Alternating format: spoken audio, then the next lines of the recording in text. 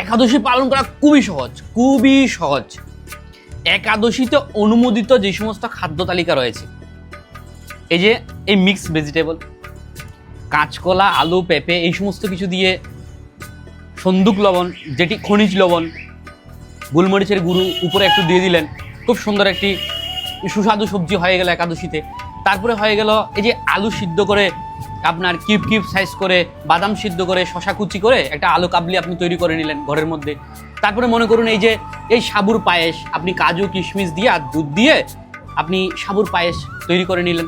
তারপরে এই যে এই ডুবু তেলে, বাজার থেকে সানফ্লাওয়ার অয়েল কিনে আলুকে এরকম পিস পিস করে ডুবু তেলে আপনি এই ফ্রেঞ্চ ফ্রাই করে নিতে পারেন। তারপরে বাজারে বিভিন্ন রকমের ফলাদি তো রয়েছে। তো একাদশী পালন করা মোটো কঠিন নয়, খুবই সহজ। ইচ্ছা শক্তি আর মনের একাগ্রতা থাকলেই একাদশী পালন করা অত্যন্তই উত্তম।